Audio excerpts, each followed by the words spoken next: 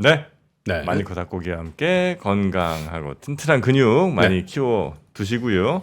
올해 2023년이군요. 참 작년 네. 23년 베스트 상품 중에 하나가 10개를 이제 김남도 교수가 뽑지 않았습니까? 네. 이제 그런 걸 늘 꼽는 분인데 그 중에 하나가 단백질. 단백질 제품 진짜 많이 나왔잖아요. 그럼요. 뭐 그 원조라고 할 수 있는 게 아유, 닭가슴살이죠. 닭가슴살이요. 닭가슴살. 마니커 네. 닭가슴살. 그러니까 또 뭐 닭가슴살이 네. 우리나라에서 제일 쌀 걸. 그래요? 네. 안 먹으니까. 다른 부위에 비해서. 닭다리나 아니, 뭐 왜냐면 날개 워낙 미국은 좋아하니까. 닭가슴살 이런 걸 많이 먹잖아. 네. 이제 우리도 우리는 닭가슴살. 무조건 닭다리 아니야, 닭다리. 닭다리 자꾸 근데 닭가슴살이 이게 조금 퍽퍽해 보여도 네. 자꾸 드시다 보면 그럼. 또 괜찮습니다. 쫙쫙 찢어서. 그러면 들을수록 또 진짜 맛이 우러나는 우리 권수르 팀장님의 뉴스 잠도 한번 가볼까요? 어서 오십시오. 예, 안녕하세요. 삼프로TV 권선우 팀장입니다. 네, 어서 오세요. 반갑습니다. 라면 냄새 나지 않아요? 라면. 근데 닭고기 얘기하는데 라면 냄새. 저 건너편에 조종실에서는 안 나고 여기만 나. 여기만. 그러니까 아침부터 되게 배고프게 너 만드는데. 무슨 라면이에요? 라면 전문가시잖아요. 저 전문이죠. 일단 우리가 흔히 먹던 그 라면 쪽은 아니에요. 이건 흰 국물 쪽이나 아니면 저 사리곰탕 뭐 이쪽입니다. 계열이 정확하게 요거 지금 하나를 꼽기는 어려운데 여튼 그 하얀 국물 계열입니다. 근데 제가 아까 뉴스 아침에 그 리뷰를 하다가 그 러시아 대선에 그 푸틴 대통령이 이제 어차피 연임이 될 거잖아요. 네. 근데 이제 푸틴 대통령의 정적이라고 할 수 있는 알렉세이 나발리라는 사람이 있어요. 있죠. 지금 시베리아 교도소에 갇혀 있는 사람인데 네. 이 양반이 지금 교도소에다가 이제 규정 폐지를 해달라고 소송을 걸었는데 왜 소송을 걸었냐면은 도시락 라면을 먹어야 되는데 팔도 도시락. 진짜요? 네. 네. 팔도 도시락 라면을 먹어야 되는데 사입이 안 돼? 예? 안 줘요? 아니 그 아침 저녁으로 식사를 할 수 있는 시간이 최대 30분으로 제한이 돼 있대요. 네. 그러면은 이제 뜨거운 물을 부어갖고 이제 아침에 10분, 저녁에 15분 이렇게 식사 시간을 나눠놨는데 뜨거운 물을 부어갖고 도시락을 먹다 혀를 겼다. 그러니까 이거 30분 너무 짧다. 교도소 규정을 바꿔달라. 나 도시락 라면 먹어야 되겠다. 그건 내가 볼 때, 이거 농담 아니에요? 대한민국 군대를 안 갔다 와서 그래. 먹을 수 있다. 아니 그게 뭐, 자, 진짜 그런 뉴스가 있어요. 예. 그 알렉사이 나발리가 어떤 사람인지는 저희가 어제 압권 채널에 좀 업로드를 해놨습니다. 얘기하려고 했구나. 아니 근데 라면 냄새가 나가지고. 예. 알겠습니다. 예, 뉴욕 증시 마감 상황 살펴보면요, 그냥 보합이에요. 내려갔다 올라왔는데 중간에 좀 빠졌었어요. 예. 다우존스는 0.04% 올랐고 나스닥은 그냥 0, S&P 500은 0.07% 하락한 채 마감이 됐습니다. 아무래도 비트코인 ETF가 좀 시장에서 좀 관심을 많이 받았고요. 관련 소식은 따로 전해드리겠습니다. 그리고 어제 제일 큰 뉴스는 아무래도 그 마소가 애플을 지켰다. 근데 애플이 아무래도 AI 분야에서는 아직까지 두각을 나타내고 있진 않아요. 그러다 보니까 이제 오픈 AI를 중심으로 그 AI 쪽을 좀 제일 선도하고 있는 마이크로소프트 쪽에서 좀 주가가 많이 올라가고 있는데, 그리고 이제 관련 서비스들이 올해는 꽤 많이 나올 것 같아요. 그러면 그 인공지능은 아직까지도 좀 전문가들 사이에서만 정말 세상을 바꾸는 혁신이다라고 얘기하고 있는데 일반 소비자들이 아직 이거를 좀 사용하면서 와 진짜 혁신이다라고 느끼진 못하는 것 같거든요. 근데 이런 것들이 이제 우리가 흔히 사용하는 오피스 툴이나 이런 것들에 이제 정말 접목이 되면은 그럼 좀 느낄 수 있지 않을까 싶습니다. 첫 번째는 현물 ETF 관련한 얘기를 좀 드릴게요. 어제 정프로님이 성산 일출봉 차트라고 네. 놀리셨잖아요. 그 비트코인. 예. 네. 그 차트 한번 다시 볼까요? 이번에 어떻게 다시 해가 떴습니까? 떴습니다. 요것 때문에 성산 일출봉이라고 말씀하셨던 거잖아요. 네. 우리가 어제 한 요쯤에 있었고. 올랐다가 근데 또 떨어졌네. 네, 올랐다가 떨어졌어요. 근데 지금은 조금 더 올랐어요. 지금 6천만 원이잖아요. 네. 근데 지금 한 6천 시가로 기준으로 봤을 때는 한 6,300만 원 정도로 다시 많이 올랐어요. 올랐네. 예. 그래서 비트코인이 한참 잘 될 때는 우리가 항상 그런 얘기를 합니다. 그때 살 걸이라고 말할 때 살 걸이라고 말할 때 살 걸이라고 말할 뭐 약간 네. 지금 코인 쪽이 약간 그런 분위기가 좀 펼쳐지고 있습니다. 요즘 그 분위기예요. 예, 아시는 분들은 아시겠지만 저는 그 코인의 용처가 없는 것에 대해서 좀 굉장히 좀 불만이 좀 있는 사람이고, 그러니까 기술적으로는 분명히 가치가 있으나 이거를 정말 사람들이 사용할 만한 서비스로서의 가치를 아직까지 보여주지 못했다는 거는 좀 그쪽 업계에서 좀 반성해야 되는 문제 아닌가 싶은데, 사실 코인은 뭐 그런 용도를 찾을 수는 없는 기술입니다. 비트코인 같은 경우는 워낙 화폐라기보다는 이제 자산으로 이제 확실히 가나 봐요. 그러니까 이게 원래는 블록체인 같은 경우는 서비스를 만들 수 있는 그 특징들이 있거든요. 네. 이게 중앙 집중화되어 있지 않고 여기서 이제 상호 의사결정을 통해서 할 수 있는 그런 것들은 기술적 기반으로서는 가치가 있긴 있어요. 근데 그 기술을 통해서 나온 서비스가 없죠. 근데 비트코인은 옛날 기술이라 이걸 서비스로 만들 수는 없어요. 그러니까 그게 이제 너무 속도도 느리고 막 그래가지고 네. 이거를 뭐 전송이나 이런 데 쓸 수 있는 것은 아닌데 이제 그 생산량이 굉장히 한정적이다 보니까 이제 자산으로서 뭐 디지털 금 얘기를 하는데 뭐 그렇습니다. 김포님은 되게 이렇게 심드렁한 표정으로 아, 새로운 자산에도 관심 좀 가져주세요. 비트코인. 아니, 굉장히 호방해요. 호방해요. 뭐 네. 하면 안 된다, 뭐 선악의 개념으로 보거나 그렇지 않아요. 코인 근데 안 해보셨죠? 그렇죠. 네. 우리 해보셨어요, 우리 권 팀장님? 저는 해봤습니다. 아니, 내가 안 한다고 나쁘다고 얘기할 필요는 없는 거야. 항상 나의 선택을 뭐 네. 저는 해봤습니다. 네. 실패했지?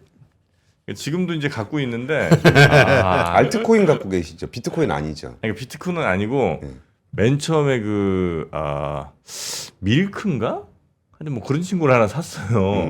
그랬다가 이제 디센트럴랜드인가 그 친구하고 또 이더리움 좀 들어가고 뭐 이렇게 했는데 결국 이더리움 플러스 났어요. 이더리움 플러스 나고 나머지는 마이너스 80%막 이렇게 나고 있어 지금. 근데 이제 그냥 내가 갖는 감이야. 아무 근거는 없어. 네.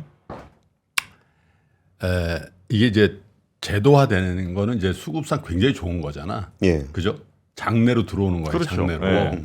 근데 그 이면을 보셔야 돼. 장내로 들어온다는 거는 상당한 이제 레귤레이션 혹은 또 수급상의 안티들이 붙는다는 뜻이기도 해. 시옷으로. 지금은 일방적인 매수 그렇잖아요. 예. 물론 선물이 있긴 있어도, 근데 저게 이제 기관 투자가들 들어오고 또 뭐 이 파생 상품이 나오고 이러면서 일방적으로 수급이 개선되는 것 같지만 그 안에서 보면 굉장히 복잡한 역학구도 들어오기 때문에 비트코인으로 수익을 내는 난이도는 사실상 더 어려워졌다. 나는 그렇게 봐요. 아 그렇습니까? 일단 첫날 거래량은 이때 사야 될 것 같아. 형님이 그렇게 왜 입꼬리 자꾸 올라가시는데요? 네, 사야 될 것 같다. 그 첫날 없어서 그런 얘기 하는 건 아니야. 거래액은 저 뉴스 좀 하죠. 46억 달러, 6조 600억 정도가 거래가 됐습니다. 첫날? 예, 첫날입니다. 왔다리. 11개 비트코인 ETF가 출시가 됐는데 이거는 일부러 맞춘 겁니다. 이게 뭐 누구를 먼저 해주고 누군 나중에 해주고 그러면은 점유율에 좀 차이가 있을 수 있잖아요. 신청한 데는 다 받아줬다. 11군데를 한 번에 하게 해줬고요. 그러면은 여기를 왜 하게 해줬냐라고 얘기를 했더니 여기가 SEC 이거 상장 관련해서 하는 위원이 5명이 있거든요. 네. 근데 공화당 추천위원 2명은 찬성이었고 민주당 추천위원 2명은 반대라고 있었어요. 근데 거기서 이제 그 이름 뭐야? 저기 그 갠슬러. 위원장, 갠슬러 위원장이 게리 갠슬러 위원장이 이 민주당 쪽 당원이고 그리고 이게 되게 부정적입니다. 이 비트코인에 대해서. 근데 이번에 오히려 이제 저쪽으로 쓰면서 찬성 쪽으로 돌아서면서 공화당 추천위원들과 같은 의견을 내면서 이게 승인이 됐거든요. 근데 그러면 이제 왜 이거를 승인했냐라고 좀 이렇게 거기에 대한 설명을 어제 했는데 저기 때문에 했었어요. 미국 법원에서 SEC가 ETF 승인을 거부하는 거는 문제가 있다라고 그러니까 판결을 한 적이 있어요. 그러니까 운용사들이 SEC가 우리 ETF를 승인 안 해줘요라고 그래가지고 법원에다 제소를 한 거예요. 그러니까 이제 법원에서 그때 법원에서 뭐라 그랬냐면은 아니 뭐 가상자산 ETF를 뭐 안 만들어주는 것까지 뭐라고 하진 않을 건데 야 니네 이전에 선물 ETF는 해주고 현물 ETF는 안 해준 건 좀 문제가 있지 않니? 이게 이제 법원에서 판단을 했어요. 안 할 거면 아예 하지 말지. 예. 뭐 선물은 되고 현물은 안 되고 이건 뭐냐 뭐 이래가지고 이번에 그 SEC에서도 그 법원의 판결을 존중해서 이번에 승인을 하겠다 이렇게 얘기를 하고 있고요. 여기서 좀 아예 그 뭐라 그럴까 펌프질 하는 의견이 막 나오고 있는데 원래 아까 지금 말씀드렸잖아요. 야구로 얘기할 때 살 걸 야구 얘기할 때 이런 분위기 지금 연출되고 있다고. 네네네. 그러면 뭐 그럴 때 지금 스탠다드 차타드 은행에서 뭐라 그랬냐면은 비트코인 현물 ETF 상장되면은 비트코인이 한 20만 달러. 그러니까 지금 한 2억 6천만 원? 지금 6천만 원이죠. 그럼 4배입니다. 4배. 4배 갈 수 있다라고 좀 전망을 했고 올해 비트코인 ETF에 1,000억 달러가 유입될 거다. 그럼 130조 원이죠. 막 던지고 있는 느낌이죠. 파는 느낌인데. 그러니까 막 던지는 느낌이 좀 있었고. 근데 여전히 게리 겐슬러 위원장은 여기서 그렇게 되게 보수적으로 얘기를 하고 있어요. 여기서 뭐 비트코인 자체를 승인한 게 아니다. 비트코인을 담은 어떤 펀드를 수입한 거고 이게 비트코인이나 암호화폐 연계 상품 수많은 그런 것들에 대해서 우리는 아무것도 한 게 없다. 비트코인 ETF에 대해서만 한 거지 이거를 뭐 다른 증권 뭐 비트코인 관련한 증권 이런 것들을 한 거 없다라고 계속적으로 강조를 하고 있고요. 한국에서는 이 비트코인 현물 ETF 투자할 수 없습니다. 이건 못 사요? 예. 금융당국에서 그 증권사들 쪽에다가 이제 해당 ETF를 중개하는 거. 그러니까 이제 미국에 있는 그 ETF를 우리가 중개하는 게 자본시장법 위반의 소지가 있다라고 좀 판단을 하고 있어요. 외국계 증권사에 갖고 있으면 그래도 안 되는 건가요? 그래도 한국 자본시장법을 그래요? 준용해야 되니까요. 그게 좀 있고요. 그리고 저기 X 해킹 사건 그 FBI가 이제 수사를 시작을 했다고 합니다.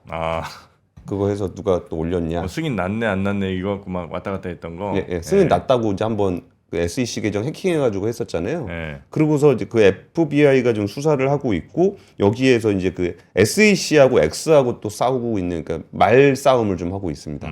X에서는 SEC가 저거 자기 비밀번호 털린 거다라고 얘기하고 있는 거고 그 좀 미국 여론에서는 X 이거 자꾸 해킹 사건 발생하지 않냐, 뭐 정보 유출 사건 발생하지 않냐. 그리고 요즘에 이제 일론 머스크에 대한 여론이 별로 안 좋잖아요. 네. 그러면서 일론 머스크가 그 트위터 X를 인수한 이후에 그 보안 관련한 예산을 한 절반 정도를 줄였대요. 그래가지고 뭐 그런 일들이 계속 발생하는 거 아니냐라는 우려들이 좀 제기가 되고 있습니다. 요때 이제 제가 볼 때는 이더리움이 갑니다. 이때. 아니 그건 제가 보기가 아니라 다 그렇게 생각해야 그 다음 상장이 이더리움이라고. 그래요? 뭐 특별하지도 않아. 특별하지 않아요? 아니, 밀크 어때 밀크? 이 비트코인 시가총액이 얼마 정도 돼요? 비트코인 시총? 전체 지금 테슬라보다 비트코인이 시가총액이 크거든요. 한 8천억 달러 되나 그러면? 테슬라가 한 7천억 달러 되잖아. 그밖에 안 돼요? 네. 테슬라가 7,400억 달러 정도 될 좀 거예요. 빠져가지고. 조 단위는 안 되는구나. 그게 한 9천억 달러 되는 모양이네. 보니까. 네, 비트코인이 9,150달러, 테슬라가 한 2,400억 달러. 테슬라보다 조금 많은 거지. 네, 네. 근데 그걸 가지고 전 세계가 지금 거래하고 ETF도 만들고 그러는 거야. 그러니까 이제 약간 착시가 있는 게 와, 비트코인이 어마어마한 크기로 컸다 이렇게 생각할 수도 있는데 전체 주식 시장하고 비교하면은 아직 매우 작은 거거든. 네, 근데 그게 이제 수요는 어마어마하게 많잖아요. 네. 전 세계 막. 그래서 계속 퍼지고 있고. 그래서 하여튼 뭐 결론 없어요? 네, 다음 뉴스 그렇다 진행할까요? 이거죠. 두 번째 뉴스요? 네, 어제 한국은행의 금리 인상, 그러니까 사실상이 아니라 뭐 이 정도 됐으면 금리 인상을 종료하겠다고 선언을 해도 무방한 것 같아요. 어제 금융통화위원회가 있었는데 3.5% 기준금리를 유지하기로 했습니다. 그러면서 2021년 8월부터 시작된 금리 인상 사이클의 종료 수순으로 갔다. 여기 8회 연속 동결인데요. 이거를 왜 그 사실상 동결이라고 종료라고 얘기를 하냐면은 이전에 그 우리가 그 통화정책 방향 결정문이라고 그랬고 통방문이라고 보통 얘기하는데 네. 거기에 항상 들어가 있던 표현이 추가 인상 필요성을 판단할 것이라는 문구가 항상 들어가 있었어요. 네. 근데 이번에 빠졌어요. 그게 그 추가 인상에 대한 필요성을 고민하겠다라는 얘기가 완전히 빠졌고 그러다 보니까 근데 여전히 뭐 물가는 높은 수준이고 금통위 전원으로 긴축 기조를 유지하면서 점검할 것이다라고 이제 이창훈 총재가 얘기를 하긴 했는데 여기서 금리 인상 가능성을 열어둬야 된다라는 위원들이 굉장히 줄어들고 있었고 통방문에서 추가 인상 필요성을 아예 빠졌고 해가지고 이제는 뭐 이제 더 이상 금리 인상 사이클은 아예 종료가 된 걸로 봐도 무방하다라고 지금 얘기하고 있고요. 거기에 이창용 총재도 아예 그렇게 얘기했습니다. 기준금리의 추가 인상 필요성은 이전보다 낮아진 것으로 판단하고 있다라고 네. 해서 좀 얘기를 했습니다.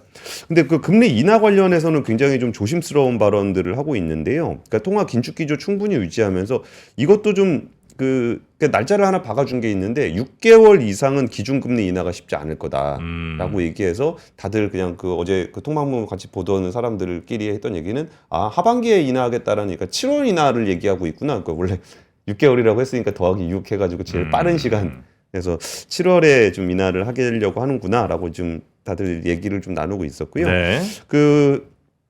지금 변수라고 할 수 있는 거는 이제 국제유가 안정 여부, 소비 경로, 미국의 금리 정정, 뭐 다들 예상할 수 있는 이런 얘기입니다.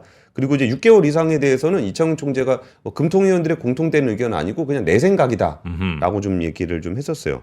그리고 몇 가지 이제 이창용 총재가 꼭 금리 얘기뿐만 아니라 우리 사회 전반에 대한 얘기도 하잖아요. 경제 가정교사죠. 예, 그러면서 지금 걱정하고 있는 부분들이 뭐가 있냐면은 이게 투자처가 경기가 좋아서 투자처가 이게 쭉 이렇게 다변화가 돼 있으면 금리를 인하했을 때 그 자금이 전반적으로 풀려가서 뭔가 경기를 부양하는 효과가 있다. 근데 대체적으로 경기가 조금 안 좋았을 때 돈을 풀면 뭐 그런 거 있잖아요. 투자처가 되게 불안하고 경기가 안 좋을 때 돈이 생기면 뭘 합니까? 부동산을 삽니다. 그러니까 지금 금리를 인하하게 되면은 이제 그 돈을 가지고서 뭐 기업들이 투자를 하고 뭐 이런 데 흘러가는 게 아니라 부동산으로 그냥 안정적으로 간다고 해서 부동산으로 들어갈 위험이 좀 있어서 그 국면에서 조정 국면에 있는 부동산 가격을 다시 상승시키는 우를 범하지 않아야 된다라고 좀 얘기를 좀 했고요. 그러면서 또 이것도 정책 관련한 얘기를 했는데 신생아 특례 대출 등 저금리 정책 대출에 대한 우려 목소리를 냈어요. 이거는 정부가 하는 건데 이 총부채 그러니까 DSR 규제가 적용되지 않는 대출이거든요. 네. 근데 이런 부분에 대해서 이창용 총재가 젊은이가 감내하기 어려운 수준의 빚을 내도록 하는 것이 그들을 도와주는 것인지를 좀 따져봐야 된다라고 정책에 대한 좀 비판적인 목소리를 좀 냈고 그리고 지금 이것도 좀 인상적이었습니다. 소비 여력이 굉장히 낮아져 있다. 그러니까 우리 국민들의 주머니가 굉장히 약해져 있다라는 얘기를 하는데 올해 경제 성장률은 좋을 거라는 거예요. 근데 주머니는 약하다는 건 무슨 의미냐면은 수출이 좋아서 경제 성장률은 높은데 국민들의 생활은 굉장히 팍팍할 것이다라는 얘기를 어제 했어요. 내수는 안 좋다. 내수는 안 좋다. 수출은 괜찮은데. 네, 수출이 괜찮으니까 경제 성장률은 높게 나오죠. 근데 내수는 안 좋으니까 국민들의 삶은 팍팍한. 수출 기업들은 좋은데 국민들은 기업의 돈이 가계로 안 흘러올 것이다 이렇게 보는 거네. 그렇죠. 왜 그래? 근데 기업이 돈 잘 벌면 그걸로 흘러가야 되는 거 아니에요? 뭐 고용을 그만큼 안 늘려도 되는 상황으로 가죠. 그러니까 힘들다는 명분을 가지고서 이제 다양한 걸 할 수 있죠.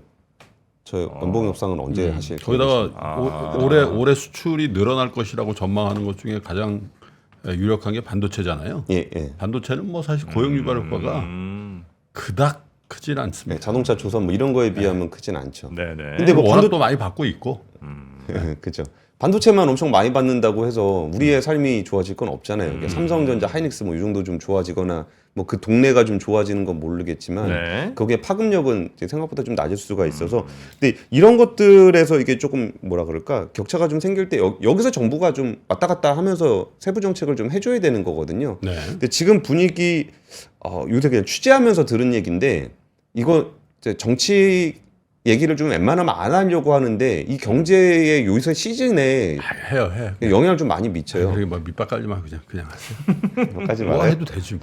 그래갖고 이게 정책을 바로 쓸 수 있는 게 정부잖아요. 네. 그러니까 이 상반기 쪽으로 재정 정책 쪽을 좀 많이 쓰고 그럼 재정을 많이 쓰게 되면은 이제 돈이 없잖아요. 네. 그 하반기는 뭐에 기대하냐? 통화 정책에 기대한다. 금리 낮춘다. 예. 그래갖고 상반기는 나라 돈으로 부양하고 하반기는 통화 정책으로 부양하고 요거를 좀 하지 않겠느냐라는 얘기가 상제하통이구나. 상반기 재정, 하반기 통화. 그게 이제 아무래도 통화 정책을 움직이는 거는 당장 움직일 수는 없는데 이 선거가 또 있을 때니까 그렇게 움직이지 않겠느냐라는 재정을 좀 땡겨 쓴다는 거죠. 그쵸. 뭐 추가로 쓴다는 게 아니라 그쵸, 하반기 그쵸. 걸 땡겨서 예. 조기 집행. 그럴 가능성에 대한 얘기를 조금 얘기를 좀 들었습니다. 네. 그리고 어제 태형건설 워크아웃 개시가 뭐 사실상 됐다고 보셔도 될 것 같습니다. 75% 이상 채권단이 동의를 했고요. 저도 이제 개별 채권단들하고 좀 얘기를 나눠 보니까 원래 이런 거 문제 생기면은 담보 채권자들은 뭐 그냥 아이고 뭐 안 되면 법정 관리 가지 그 얘기 하거든요. 그럼 이거 보내고 나면은 거기서 이제 담보 처분해 가지고 돈 받아내면 되니까. 네. 근데 이번에는 분위기가 조금 달랐어요. 그 담보 채권자들한테도 좀 물어보니까 아우 괜히 뭐 지금 잘 되고 있는데, 그러니까 좀 잘 되고 있는 사업장이겠죠. 잘 되고 있는 사업장인데 괜히 법정 관리 가면은 또 괜히 뭐 법원 왔다 갔다 하면서 좀 번거로우니까 좀 이것도 그냥 뭐 크게 나라가 잘 관리를 해줄 거라고 한다면은 그냥 워크아웃 가는 게 나을 것 같다, 이런 얘기들을 좀 많이 하더라고요. 그러니까 지금 그 부분에 대해서는 뭐 적당히 좀 필요했던 상황이었던 것 같아요. 괜히 이게 법정 관리 가가지고 상거래 채권 다 막히고 그거 다 또 빚잔치 하고 이런 거보다는 좀 무난하게 좀 흘러가게 된 것 같은데, 일단 이제 오늘 오후에 공식적으로 오늘 오전에 공식적으로 발표를 할 겁니다. 한국은행에서 워크아웃 개시에 대해서. 그리고 나면은 3개월 동안 실사를 해서 4월 11일에 이제 기업 개선 계획을 결의를 하게 됩니다. 네. 부족한 돈이 얼마가 있고 그럼 채권을 얼마큼 까게 되고 뭐 그런데 채권 얼마 깔지 이런 거 했을 때 요새 태형 채권 거래 엄청 개인들 많이 하시는 거 얘기 들으셨죠? 네네. 예, 그런 분들도 이거 나중에 받아야 되거나 막 그럴 수도 있어요. 그거 함부로 하실 그런 일은 아닌데 굉장히 과감하신 분들인 것 같습니다. 그리고 이제 거기서 이 3개월 동안은 그 실사 기간이기 때문에 금융회사에서 지원을 못 해요. 그러면 자기 돈으로 돌려야 되거든요. 네. 근데 이제 그것 때문에 돈 박아 놓으라고 막 그 얘기 했던 뭐 거거든요. 한 5천억 뜬다고 하셨던 게 그거잖아요. 예, 예. 근데 네. 거기를 그 하는데 생각보다 돈이 더 들어간다. 그러면은 이제 그 태형이나 SBS 담보가 또 들어와야 될 수도 있고, 거기에 1차가 있고, 그러면은 또 회계법인 실사 거쳐가지고 이제 손실 규모가 확정이 됐을 때 예상하지 못했던 우발 채무가 또 있다. 우리가 뭐 이 정도 돈이 필요할 거라고 생각했는데 실사해 보니까 더 필요하더라. 그러면 SBS나 TY홀딩스 담보가 또 들어갈 수도 있는 그런 상황이 될 것 같습니다. 그럼 이제 뭐 워크아웃은 적당히 좀 얘기가 됐으니까 특별히 이 뉴스로 다루지는 이제 않았으면 좋겠어요. 아, 워크아웃 들어갔으니까. 네. 여기서 또 사고 나지 않는 이상은 안 다뤄도 될 것 같아서 네. 좀 그런 큰 사고가 좀 없기를 기대해보고. 추가 우리 안 알려진 부실 같은 게 이제 드러나면 그게 이제 좀 문제 되는 거죠. 그러면 이제 TY홀딩스 딸려 들어오고 막 SBS 딸려 들어오고 막 이렇게 되겠죠.